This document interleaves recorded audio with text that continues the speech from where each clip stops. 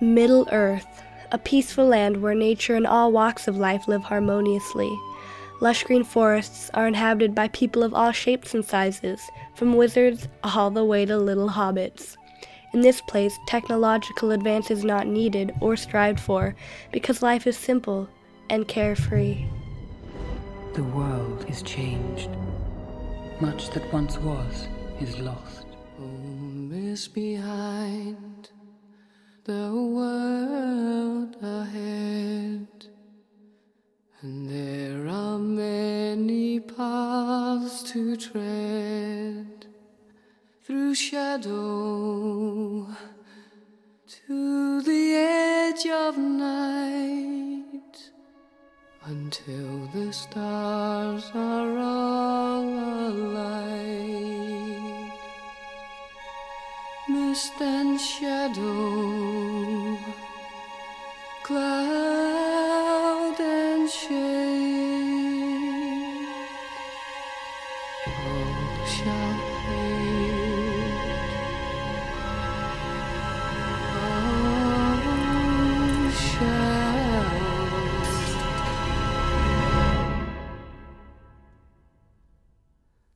fade. The rapid growth of the Industrial Revolution is evident in J.R.R. Tolkien's The Lord of the Rings. This allegory's concern for nature echoes throughout the book. Evil beings of Middle-earth dominate nature and abuse it to bolster their own power. In the beginning of the Third Age of Middle-earth, a revolution transforms the way creatures think, Something draws near. I can feel work, and battle forever. This is the Scouring of the Shire, the Industrial Revolution.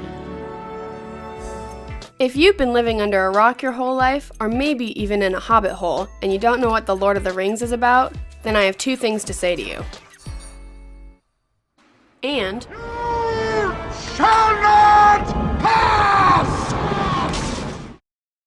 So let's get right to it. Here is the 1-minute version. So basically there's this club, and if you're in this club, you get this bling. But if you're not included in this club, you're gonna feel ostracized, right? So this guy named Sauron, Mr. Lord of Darkness, he decides to outdo the popular kids by making one ring to rule them all.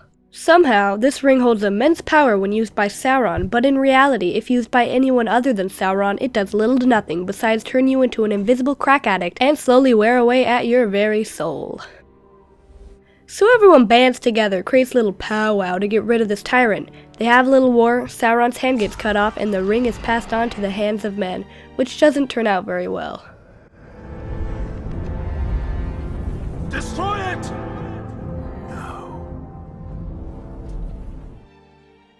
The ring is lost for a while and is eventually found by Smeagol. Since the ring is only meant for the hand of Sauron, it completely drains poor Smeagol of his soul, resulting in the alter ego Gollum.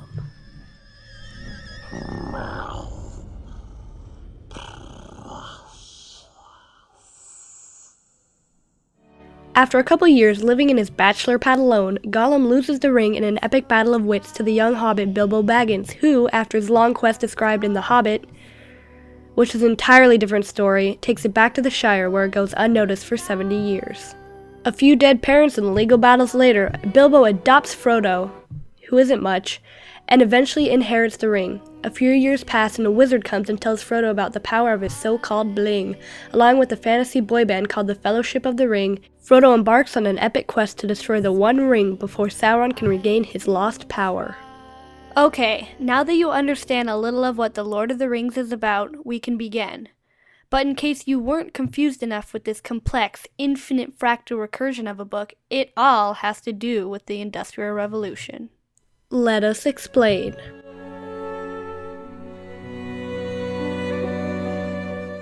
the Industrial Revolution was a time of great progress and evolution for man. Building upon the ideas of the Enlightenment and individualism, man was now going somewhere, and his life had direction and purpose.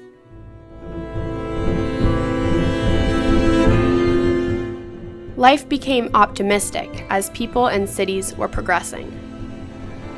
150 years after the beginning of the 18th century, the Industrial Revolution began in Britain, where it influenced everyday life, ideas, and people such as J.R.R. Tolkien. In Britain, most people lived as they had for several generations.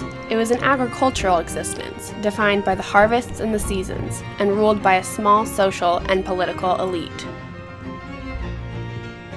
But as the 18th century progressed, an unprecedented explosion of new ideas and new technological advances transformed the use of energy, creating an increasingly urbanized country.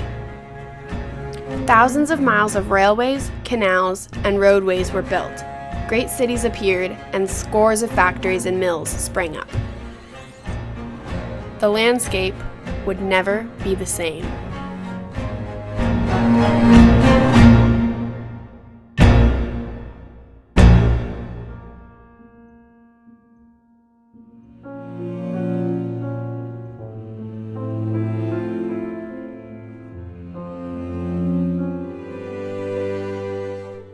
In this time period, there was a desire to obtain the new ideas, new devices, new machines, and new processes, all which unlocked the resources of the land. But some had a more negative view towards this movement and technological advance.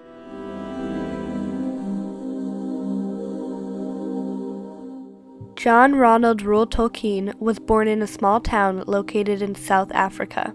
At the age of 3, Tolkien was whisked away from his home life to live just outside of Birmingham, England. Tolkien's family lived in poverty, and after his mother's death, moved to a suburb of Birmingham, close to its industry center.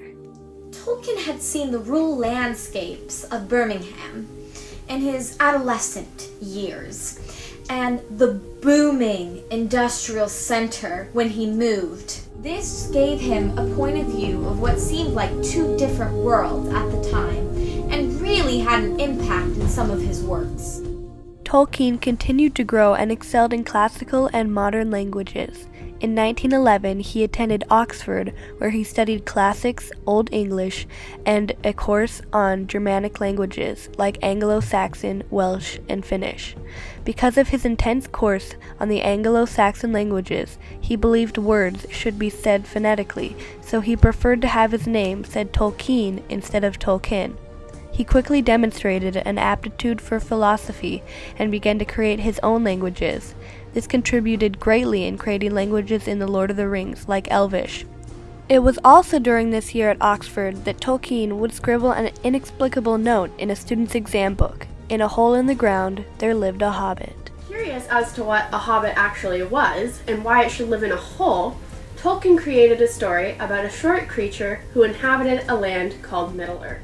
This grew into a story he told his children, and in 1936, a version of it came to the attention of the publishing firm of George Allen and Unwin, now part of HarperCollins, who published it as The Hobbit, or There and Back Again, in 1937.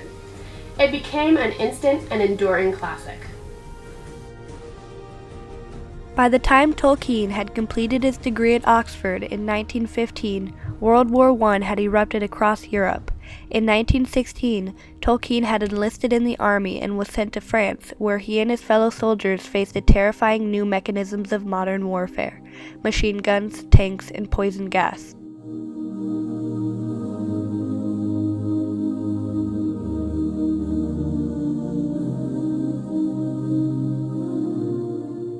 Tolkien fought in some of the bloodiest battles known to human history, including the Battle of Somme, in which over 1 million or more people were killed or wounded. Scarred by what was happening around him, Tolkien began recording the horrors of men and war that would later resurface in The Lord of the Rings and The Hobbit. Later that year, he caught both trench fever, an illness carried by lice, and trench foot caused by bacteria in polluted trench water, which caused him to be sent home to England and bedridden. Having time to rest and think, Tolkien starts to write down stories and mythology of Middle-earth, which actually became the basis for the Silmarillion. While The Hobbit hinted at the history of Middle-earth that Tolkien had created, the Silmarillion drew heavily upon it. By 1937, The Hobbit was already published and doing very well. Stanley Unwin, its publisher, was stunned by its success and requested a sequel, which blossomed into the multi-volume epic, The Lord of the Rings. So determined was Tolkien to get every detail right that it took him more than a decade to complete the 12-book epic that is now condensed into The Fellowship of the Ring, The Two Towers, and The Return of the King, and commonly known as the Nerd Bibles. Tolkien would later write, "An author cannot, of course, remain wholly unaffected by his experience, but strongly denies that his story was an allegory for the World Wars." Although The Lord of the Rings was written during World War I and II and follows the great evil threatening to envelop the world, Tolkien's ideas and purpose lies elsewhere, with the lasting effects of the Industrial Revolution. But in order to find these parallels, we need to dig deep and excavate The Lord of the Rings.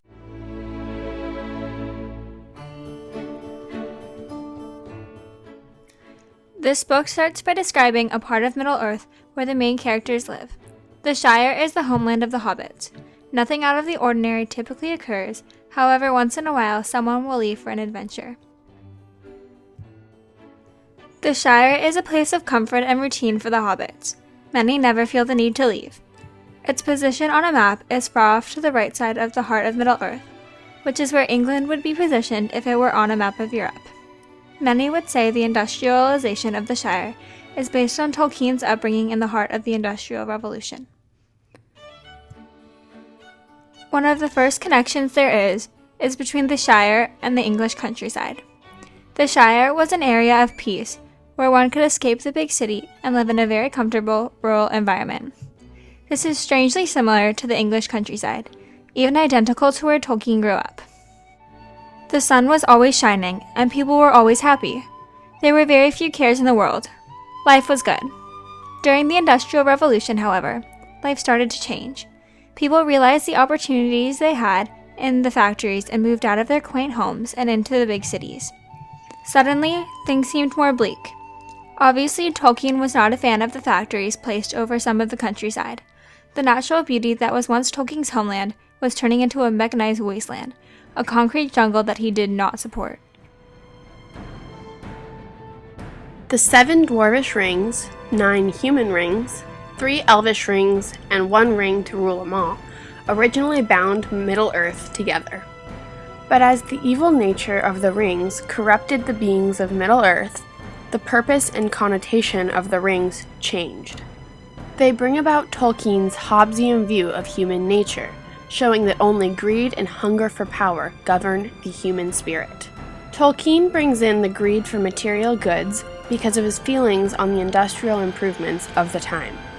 Tolkien saw the people of his world becoming less and less aware of the beauty of their environment, so he made the main symbol of evil advancement a material good, the One Ring to rule them all.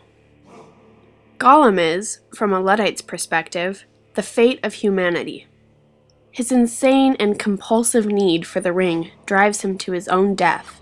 Tolkien makes the bold statement that with the advancements of the Industrial Revolution, the human race will become the dirty, self-absorbed monsters that he writes of in The Lord of the Rings.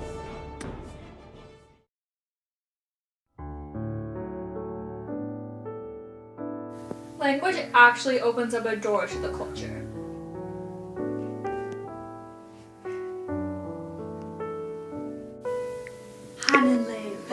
It adds depth and breadth to the world around.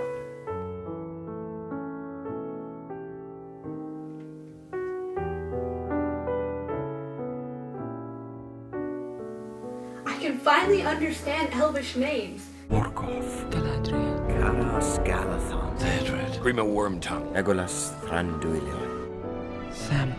To communicate with elves that are outside your culture is really a wonderful experience. I found like a dying elf on the side of the road, and he was trying to communicate with me. And I said, Malak Nambasa. And it almost looked alleviated. When you can speak Elfish to an elf, they can understand you better than when you don't. You're cognitively stronger. Now I can tell an elf, Bolshimu! Don't be like a tourist. Rosetta Stone, in my opinion, is the only way to learn Elvish.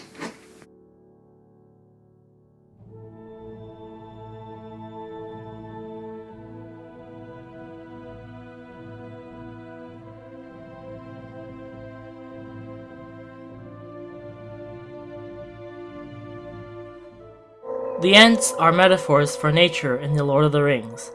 There are two types of Ents, which include the Entwise and the Ents. The Entwise, female Ents, once lived among the Ents, but since the Ents preferred forests and to let things naturally happen, and the Entwise liked to plant and control things, they started to drift farther apart. This symbolizes the industrialization of land has made pockets of natural flora harder to find. The Ents resemble what they guard, trees for males, and agricultural plants for Entwise.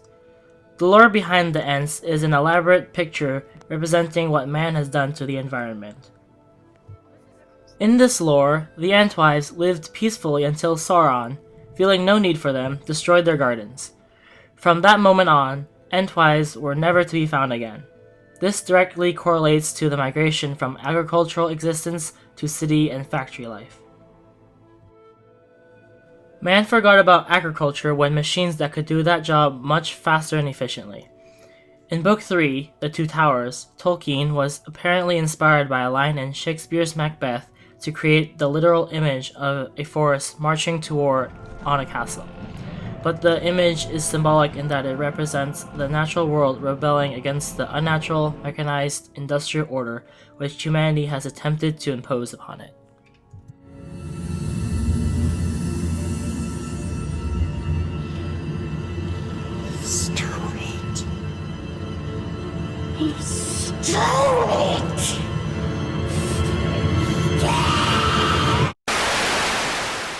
Sorry for that interruption.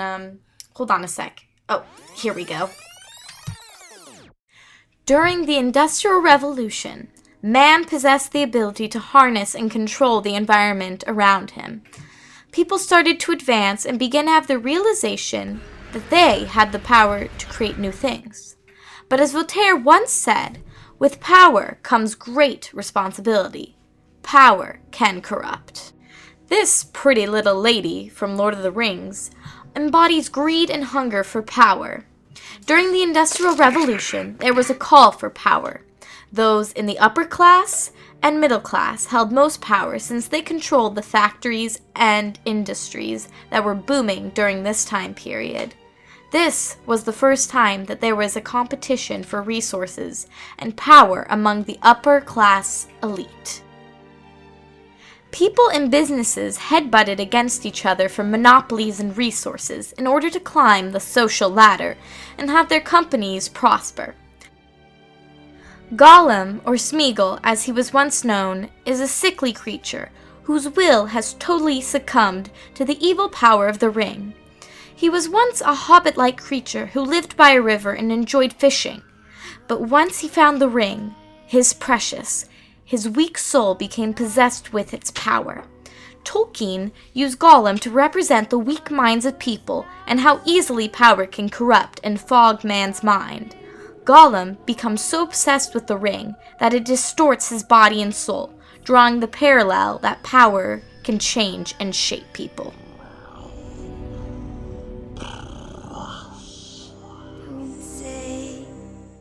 Tolkien witnessed the change in how people act since he moved from a rural farmland to a busy city atmosphere.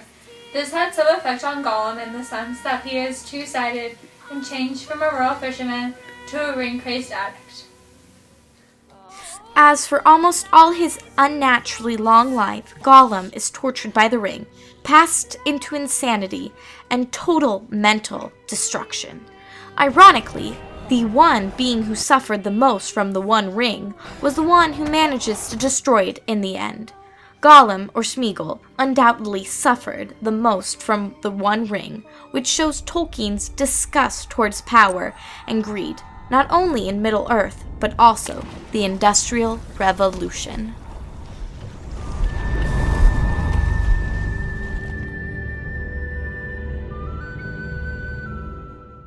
The Scouring of the Shire is actually 70 pages of what occurs after the ring is destroyed. The hobbits arrive home and all are surprised, not with a happy ending, but with the fact that while they have gone off and saved the world, that evil has managed to inflict their own home. They think they've won, but in actuality, when they go back, they find their homeland has been destroyed. It was a pretty good welcome home party. Tolkien presents the fact that the Shire isn't invulnerable. It just thinks that it is, and has to bear some part of the pain. This is where the real nature of evil is brought home to the reader, because we never thought the Shire could be spoiled. The reader sees the Shire become a horrible, almost Holocaust factory kind of environment that reflects the Industrial Revolution effects on Britain. The Shire was an idealization of simple rural life, and in the end it becomes corrupted by the advancements of evil and their machines. Not only did the Shire change in this chapter, but also Frodo and Sam. The innocence and ignorance they once enjoyed in the Shire is gone forever. The two have experienced far too much, and they have become adults with painful memories. Though Sam adapts to his new status in the Shire, Frodo cannot regain his sense of equilibrium, even back at home. Returning to the Shire has seemed to promise the end of fear and worry, but Frodo must journey on, just like the fact that people will always continue to invent and industrialize despite the hardships presented along the way. There's a lot of cause and effect that we see. The Ring and Gollum, Sauron and the Ents, a journey in Frodo, but most importantly, the modernization and Middle-earth. I think Tolkien wanted Frodo to know that not only he changed, but also the Shire was changed by modernization. Nothing was going back to the way it was. The Industrial Revolution was a time of great progress and evolution for man. Building upon the ideas of the Enlightenment and individualism, man was now going somewhere and his life had direction and purpose. Life became optimistic as people and cities were progressing. The Industrial Revolution in Britain influenced everyday life, ideas, and people, such as J.R.R. Tolkien. Its machines completely destroyed nature and changed the English landscape. Tolkien had seen the rural landscape on the outskirts of Birmingham and the booming industry center when he moved. This gave him a point of view of what seemed like two different worlds at the time and really had an impact in The Lord of the Rings. The Lord of the Rings not only captures Tolkien's idea of pro-nature, but also makes the claim that technological advance is not needed to live a happy life. Everything can live harmoniously without being tampered with, just like the Shire. Everything in Middle-earth, all the way to the Ents, Gollum, the Rings, and the Shire, changed for the worst. The world is changed. Much that once was is lost. But even though this revolution changed Middle-earth's people and ideas, there is still hope. Tolkien believed in optimism and perseverance. Even though Tolkien didn't necessarily believe in the Industrial Revolution around him, he kept a positive outlook on the future. He believed in looking on the positive side and having hope, even if there was a war or revolution ravaging the landscape. It's like in the great stories, Mr. Frodo. The ones that really mattered. Full of darkness and danger they were. And sometimes you didn't want to know the end. Because how could the end be happy? How could the world go back to the way it was when so much bad had happened?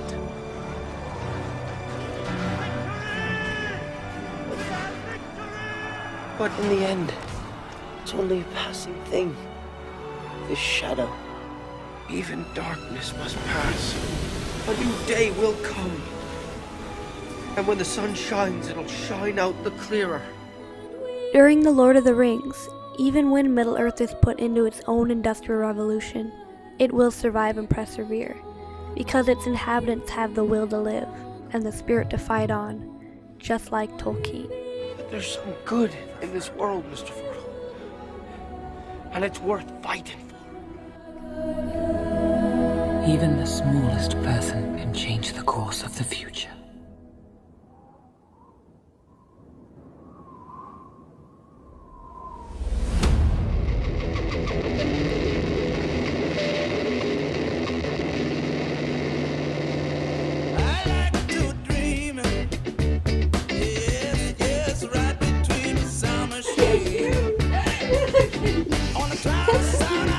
Any place it goes is right. Goes far, flies near, with a song.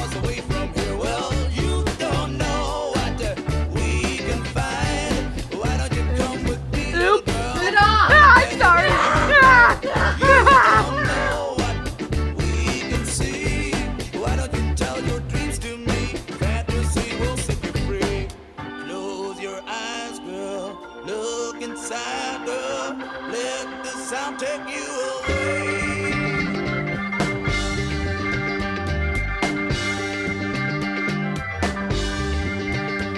Last night I